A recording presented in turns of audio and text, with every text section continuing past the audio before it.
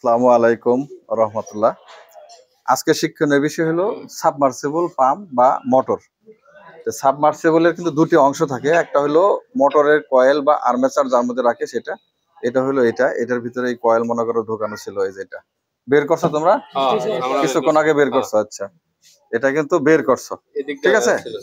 আচ্ছা, এই সাইড দিয়ে এখানে বসানো ছিল, আর এইটা হলো কানেকশন ওয়্যার। এইটার ভিতরে কি থাকে? তেল থাকে। কিন্তু এটার মধ্যে যখন কয়েলটা বসানো হবে তখন কিন্তু এর ভিতরে তেল দিতে হবে। এটা কিন্তু পিছন সাইড, এখানে রিং বসানো থাকবে, কথা বুঝছো? রিং এবং রাবার একটা গ্যাসকেট বসানো থাকবে। আর এটা হলো অপরের সাইড কয়েল। এগুলা খুলতে হয় হলো বাইশ দিয়া বা জ্যাক দিয়া, ওই যে পিছনে আছে ওরকম জ্যাক তৈরি করতে হয়, চাপের সাহায্যে বা প্রেসারের সাহায্যে এটা খোলা লাগে। তো এটার দুটো অংশ, এটা হলো পাম্পের অংশ, ঠিক আছে। এটা হলো পাম্প, এর ভিতর পাখা আছে, ওর সাহায্যে পানি ওপরের দিকে উঠে। তো এখানে মোটরের কয়েলটা মনে করছো তোমরা বের করছো, কয়েলটা কিভাবে চেক করবা ভালো আছে কি মন্দ আছে, এটা হলো এই মোটরের কয়েল, ঠিক আছে, বা আর্মেচার ওয়াইন্ডিং। এখানে তিনটা তার বের করা হয়েছে, তোমরা চারটাও বের করতে পারতা, কিন্তু তিনটা সাবমার্সিবল সাধারণত তিনটা বের করা হয়। তো কয়েল গুলো যদি আমরা চেক করতে যাই তাহলে কিভাবে চেক করব, সে চেকের প্রণালীটা তোমাদেরকে আমি একটু শেখাচ্ছি এখানে। তা আমাদের সিরিজ লাইন কোনটা? এখানে এইটা না?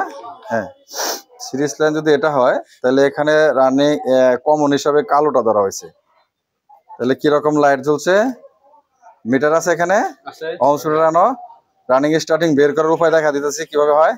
এটা আমরা চেক করলাম, বডি আছে কিনা এটা আমরা চেক করলাম, বডি নেই। এখন ওহমসের সাহায্যে কিভাবে স্টার্টিং আর রানিং বের করব? ওহমসে দিছো? আচ্ছা, তুমি চেক করো তো দেখি এখানে কমন কোনটা, রানিং কোনটা, স্টার্টিং করে বের করো। তোমরা সবাই দেখো 12 পয়েন্ট আসছে, 12 ওহমস। হ্যাঁ, তারপরে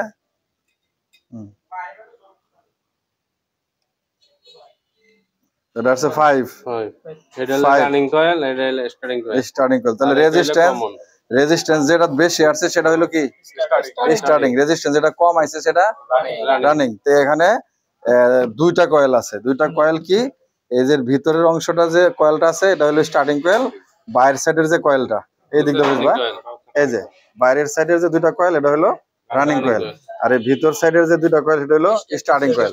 এই স্টার্টিং কয়েলের তার কি চিকন, রেজিস্ট্যান্স বেশি, রানিং কয়েলের তার কি মোটা, রেজিস্ট্যান্স কম, এই জন্য রেজিস্ট্যান্স কম দেখাইছে। তো এখানে কালোটা কমন দিছে, তো কালোটা তোমরা কমন ভাবে ধরবা, ধরার পরে তোমরা এই দুইটার যে কোনো একটা মাপ দিবা, দেখো কত আসে। 12 ওহমস আসছে, 12 ওহমস। এটা কোনটা আসছে? ব্রাউন কালারটা আসছে। ব্লু কালার ধরো, ব্লু কালার আসছে 5, তাহলে এটা সবচেয়ে কম না? তাহলে এটা কিন্তু এখন হয়ে গেল কি? রানিং কয়েল, আর এটা হয়ে গেল স্টার্টিং কয়েল। তো এখন এটার ভিতরে ঢুকাইতে হবে, এদিক দিয়ে চাপ দিয়ে ঢুকাইতে হবে ওই মেশিনের সাহায্যে। চাপ দিয়ে ঢোকানোর পরে আবার পিছন দিয়ে আটকাইতে হবে। সামনের মাথা আছে না? সামনের মাথাটা কি করছো? সামনের মাথাটা ওঠাও। হ্যাঁ, সামনের মাথাটা কো, সামনের মাথাটা দাও। হ্যাঁ, এই যে রোটর, এই রোটারটা তোমরা এটার ভিতরে ঢুকাই দিবা এইভাবে। কয়েল যখন ভিতরে যাবে তখন যাবে, এখন কিন্তু যাবে না। এটা যাওয়ার পরে এই যে এখানে কিন্তু সিল আছে রাবারের, এগুলা যেন লিক না করে ভালোভাবে লাগাইতে পারে। এই যে তিনটা তার, এই তিন তারে কিন্তু এই তিন তারের সাথে জয়েন্ট হবে।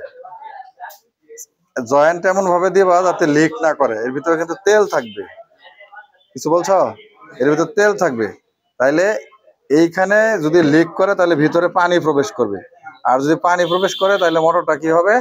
শর্ট সার্কিট হবে। তাহলে অন্যান্য মোটর যেমন আমরা এগুলা বাছাই করে কি করি, এগুলোর মধ্যে বার্নিশ ব্যবহার করি, এটার মধ্যে কিন্তু আমরা বার্নিশ ব্যবহার করি না। এটাতে আমরা কি ব্যবহার করি? কম প্রেসার অয়েলে একটা তেল আছে না, যেটাকে কম প্রেসার অয়েল বলে। কম প্রেসার অয়েল আর মোটরের জন্য কিন্তু আলাদা তেল আছে, যেটা সাবমার্সিবল অয়েল। কিন্তু তেল কিন্তু একটাই, ট্রান্সফরমার মধ্যে যে তেলগুলো দেওয়া হয় এই সাবমার্সিবল মোটরের মধ্যে ঠিক একই ক্যাটাগরির তেল দেওয়া হয়। ট্রান্সফরমার কয়েলে কিন্তু তেল থাকে, ওই যে খুঁটিতে যে বড় বড় ট্রান্সফরমার থাকে না, ওখানে কিন্তু তেল থাকে। এটার মধ্যে কিন্তু তেল থাকে, তেলের সাহায্যে কিন্তু এটা ঠান্ডা থাকে। তেল না দিয়ে যদি চালানো হয় তাহলে কিন্তু মোটরটা জ্বলে যাবে। তো তোমরা মোটরটা বের করছো, এটা হলো মোটরের রোটর, ঠিক আছে। এখন এইখানে আমরা হচ্ছে যে আমাদের দোকানে তোমাদের হলো সরাসরি প্র্যাকটিক্যাল কাজের সাথে সম্পৃক্ততা রাখার জন্য বাস্তব জ্ঞান তৈরি করার জন্য, অভিজ্ঞতা অর্জন করার জন্য তোমাদেরকে দোকানে দেওয়া হয়েছে। এটা তো আমাদেরই দোকান। আর ওখানে আমরা ক্লাসরুমে কি করি, থিওরি পড়াই এবং ডায়াগ্রাম শিখি। আর বাস্তব কাজে কিন্তু প্রশিক্ষণ নিতে হবে দোকান থেকে। যে যাই বলো, তুমি ট্রেনিং এ যত যাই শিখো, তোমাকে কিন্তু দোকানে আসতে হবে। এই জন্য দোকানে ভ্যারাইটিস কাজ, এখান থেকে শুরু করো। দেখো এখানে কত ধরনের মোটর আছে, দেখো তোমাদেরকে দেখাই। দেখো কত ধরনের মোটর আছে, কাজ আছে জেনারেটর। এই যে এত কিছু এখানে আছে। এই যে মোটর খোলার ডাইস, ঠিক আছে। কিন্তু একটি ট্রেনিং সেন্টারে কিন্তু তোমাদের এত কিছু কখনো দেখাইতে পারে না, যত বড় ট্রেনিং সেন্টারই হোক। এখানে মনে করো যে নতুন পুরাতন কাজ আসে, সেগুলা মেরামত হয়, এগুলা দেখে কিন্তু তোমরা জ্ঞান অর্জন করতেছো। কালকে কি শিখছো এখানে? কালকে থ্রি ফেজ জেনারেটর রাত কটা পর্যন্ত কাজ করছো? 12টা পর্যন্ত কাজ করছো। তাহলে ট্রেনিং সেন্টারে শুধু ট্রেনিং করলে কি ওই জেনারেটরের কাজটা দেখতে পারতা? কখনো দেখতে পারতা? তাহলে এই দোকানে আসলে কি তোমাদের লাভ হচ্ছে না ক্ষতি হচ্ছে? লাভ হচ্ছে। তাহলে তোমাদের দুইটাই প্রয়োজন। এই জন্য আমি মনে করো যে তোমাদের ক্লাসটা দিছি কি রাত্রের বেলায়। তোমাদের ক্লাস দিছি আমি রাত্রে সন্ধ্যা 6টা থেকে রাত 9টা। আর বাকি সময় তোমাদেরকে দেওয়া হয়েছে কি, যে তোমরা এই সার্ভিস সেন্টারে এই দোকানে আসবা। এই দোকানে আসা, এই দোকানে যে সকল কাজ হবে সেই কাজগুলো তোমরা দেখবা এবং খুলবা, সাথে সাহায্য করবা, ঠিক আছে। তো এই মোটরটা কিন্তু তোমরা খুলবা, তোমাদেরকে নিজে হাতে বাধাই করার জন্য এই মোটরটা আমি দিছি। এটার কয়েল ভালো আছে, কিন্তু ভালো কয়েল লাগি তোমরা খুলবা। খুইলা সেরে তোমরা এখানে কয়জন আছো, যে কয়জন আছো ভাগ যোগ করে কিন্তু কয়েলটাকে খুলে আবার কিন্তু কয়েলটাকে পরাইবা। তো ঠিক আছে। তো দর্শক, আমাদের এই ভিডিও যারা দেখছেন, বাস্তবমুখী যদি ফ্যান এবং মোটরের কয়েল বাঁধতে শিখতে চান, তাহলে অবশ্যই প্র্যাকটিক্যাল টেকনিক্যাল ট্রেনিং সেন্টারে যোগাযোগ করবেন। কারণ বাংলাদেশে একমাত্র প্রতিষ্ঠান যেটা প্র্যাকটিক্যাল টেকনিক্যাল ট্রেনিং সেন্টার, যেখানে বাস্তবমুখী প্রশিক্ষণ প্রদান করা হয়। তার কারণ ট্রেনিং সেন্টারের পাশাপাশি নিজস্ব দোকানে তাদেরকে হাতে কলমে রিপেয়ারিং কাজের সুযোগ করে দেওয়া হয়। সবাই ভালো থাকবেন।